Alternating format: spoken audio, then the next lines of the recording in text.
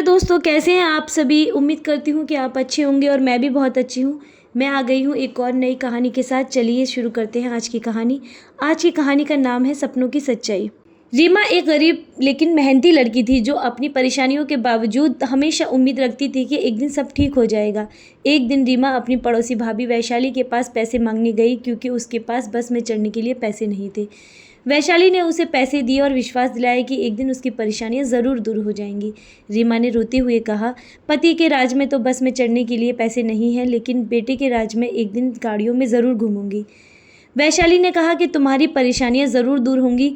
रीमा ने पूछा कि भाभी, घोड़े देखने कैसे होते हैं। वैशाली ने पूछा कि सपनों में या हकीकत में। रीमा ने कहा, भाभी फ़र्क समझ में नहीं आता कि सपना है या हकीकत। मुश्किल होता है ये समझना। वैशाली ने सुझाव दिया कि रीमा, किसी ज्ञानी पुरुष से पूछो, मुझे भी इन सब के बारे में ज़्यादा ज्ञान नहीं है। अगले दिन वैशाली को काम से बाहर जाना पड़ा और वह जब गांव वापस लौटी तो पूरे गांव में शोक और फुसफुसाहट का माहौल था। वैशाली ने एक औरत से पूछा कि क्या हुआ।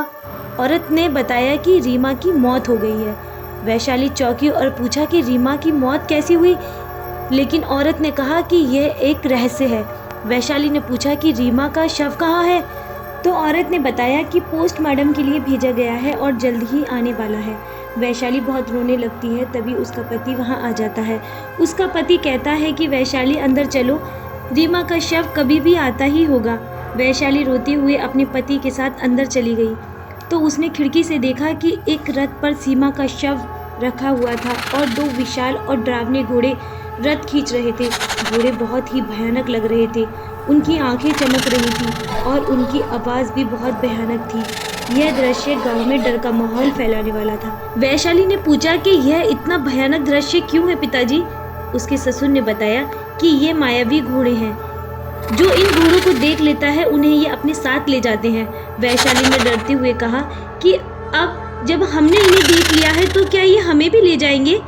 वैशाली के पति ने कहा कि घोड़ों को हमने देखा है, घोड़ों ने हमें नहीं देखा, लेकिन ये घोड़े जिसे देख लेते हैं उन्हें अपने साथ मारकर ले जाते हैं। वैशाली को याद आया कि रीमा ने पिछले दिन घोड़ों के बारे में बात की थी। उसने कहा था कि उसे विशाल घोड़े दिखते हैं। वैशाली को समझ में आया कि रीमा को ये मायावी घोड़े दिखे थे और इन्हीं ने रीमा की जान ली है। वैशाली ने पूछा कि अब शव का क्या किया जाएगा। ससुर ने बताया कि शव को रीमा के परिवार वालों के पास ले जाएंगे ताकि अंतिम संस्कार कर सकें और फिर ये घोड़े शव को लेकर चले जाएंगे। घोड़े सीमा के शव को उसके घर वालों के पास ले जाते हैं जहां अंतिम संस्कार किया जाता है।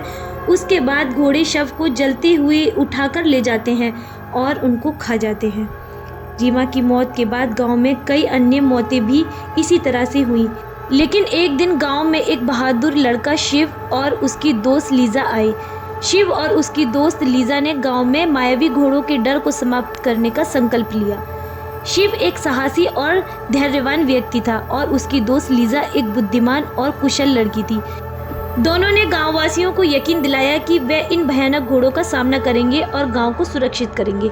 शिव और लीजा ने पहले गांव के बुजुर्गों और ज्ञानी लोगों से सलाह ली। बुजुर्गों ने बताया कि मायावी घोड़े एक पुरानी मान्यता के अनुसार मृतकों की आत्मा को अपने साथ ले जाते हैं। इन्हें रोकने के लिए विशेष उपाय किए जाने की ज़रूरत है।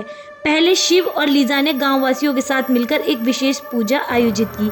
पूजा के दौरान उन्होंने देवी देवताओं से गांव की रक्षा करने की प्रार्थना की। साथ ही उन्होंने गांव के चारों ओर सुरक्षा के लिए एक प्रकार की रेखा खींची जो मायावी घोड़ों को गांव के भीतर प्रवेश करने से रोक सके। दूसरे दिन शिव और लीजा ने गांव में एक विशेष यंत्र स्थापित किया जो मायावी घोड़ों को पकड़ने और उन्हें नियंत्रित करने की क्षमता रखता है। इस यंत्र को स्थापित करने के बाद शिव ने गांव के चारों ओर सुरक्षा की निगरानी शुरू कर दी। एक रात मायावी घोड़े गांव में घुसने की कोशिश करने लगे। जैसे ही घोड़े सुरक्षा रेखा के पास पहुंचे, यंत्र ने सक्रिय होकर घोड़ों को पकड़ लिया। घोड़े भयानक चीखें मारने लगे और संघर्ष करने लगे, लेकिन यंत्र की शक्ति के सामने उनकी एक न चली। शिव और लीजा ने घोड़ों को यंत्र से बाहर निकालने के लिए विशेष मंत्र का जाप किया। अंततः घोड़े यंत्र की पकड़ से मुक्त हो गए और गांव से भाग गए। गांववासियों ने राहत की सांस ली और गांव में शांति और सुरक्षा लौट आई। शिव और लीसा की बहादुरी और साहस ने गांव को मायावी घोड़ों के डर से मुक्त कर दिया। गांव वासियों ने उनकी बहुत सराहना की और उन्हें अपनी सुरक्षा और खुशहाली के लिए धन्यवाद कहा। शिव और लीसा की दया और वीरता की गाथा गांव में हमेशा याद रखी जाएगी।